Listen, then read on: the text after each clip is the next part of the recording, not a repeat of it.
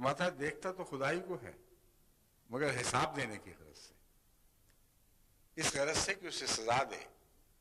پس لقائے باری تعالیٰ بھی تو دو طرح کی ہے، جانا تو خدا ہی کی طرف ہے، انا للہ و انا الیہ راجعون، ہم اللہ ہی کے ہیں، اللہ ہی کی طرف سے آئے اور لازماً اس کی طرف ہی لوٹیں گے، مگر کیسے لوٹیں گے؟ رحمان اور رحیم کے راستے سے یا مغضوب اور ضالین کے راستے سے؟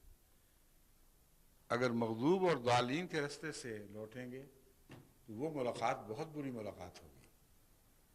مگر یہاں دیکھیں روشنی کا سفر بھی ہے اور روشنی تک پہنچا بھی رہا ہے، مگر جیسے وہ روشنی کا تصور جھوٹا تھا ویسے اس روشنی تک پہنچ کر اسے کچھ بھی حاصل نہیں ہوا، اور سوائے گناہ کی پاداش کے اور کچھ اس کے حصے میں نہیں آیا۔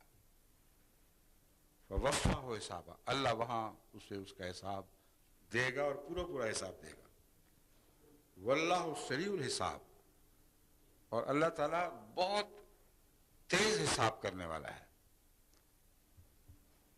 اب تیز حساب اور اس موقع کا کہ آپس میں کیا تعلق ہے، اس سلسلے میں پہلے بھی روشنی ڈال چکا ہوں، مگر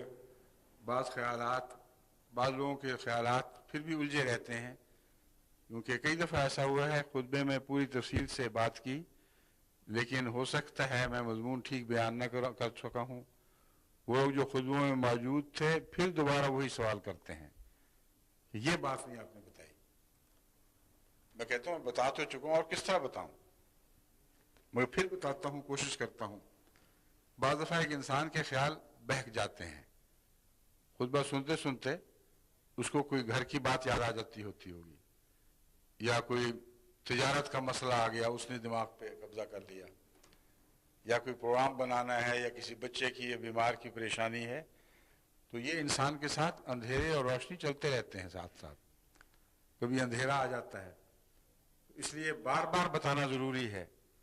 اس لیے اس مضمون کو بھی میں دوبارہ سمجھاتا ہوں کہ سریع الحساب ہونے کے باوجود اتنا لمبا انتظار کہ ایک آدمی کا ہر قدم گناہ کی طرف اٹھ رہا ہے، یہاں تک کہ وہ اپنے منطقی نقطہ انجام تک پہنچتا ہے۔ اس تمام سفر کے بعد اللہ تعالیٰ فرماتا ہے سریع الحساب، کہ میں حساب میں بہت تیز ہوں۔ سریع الحساب سے مراد یہاں یہ نہیں ہے کہ جزا دینے میں تیز ہوں، یہ دو الگ الگ مضمون ہیں۔ اگر جزا دینے میں تیز کہا جاتا تو پھر وہ آیت کہاں جائے گی جو کہتی ہے کہ میں ڈھیل دیتا ہوں، املی لہم ان کیدی متین، میں انہیں ڈھیل دیتا چلا جاتا ہوں مگر میری پکڑ ہے بہت سخت۔ تو حساب سے مراد یہ ہے کہ اس کے اس تمام سفر کے قدم قدم کا حساب اسے وہاں پورا دیا جائے گا۔ تیز حساب سے مراد یہ ہے کہ ایک لمحہ بھی حساب کا ایسا نہیں گزرا جبکہ خدا غافل ہوا اس کے حساب سے۔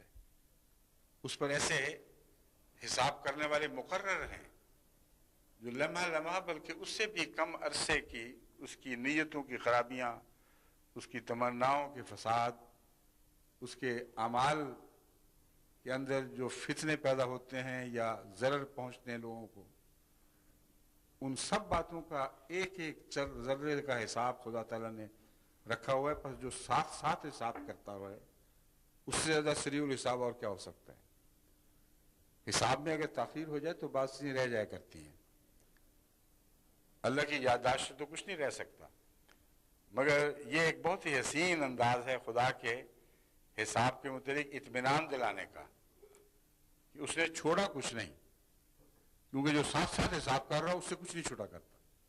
جو کہتا ہے کل کر لیں گے، پرسوں کر لیں گے، اس سے کئی چیزیں رہ جایا کرتی ہیں۔ تو فرمایا جو حساب دے گا وہ یقیناً پورا ہوگا، اس میں کوئی کمی نہیں ہوگی، کیونکہ وہ ساتھ ساتھ کر رہا تھا حساب، ایک لمحہ کی بھی تاخیر نہیں ہوئی۔ بس ایسے حساب کرنے والے سے ڈرو، جب وہ پورا حساب دے گا تو تمہارے گناہوں کی تمام تر پاداش تمہیں مل جائے گی۔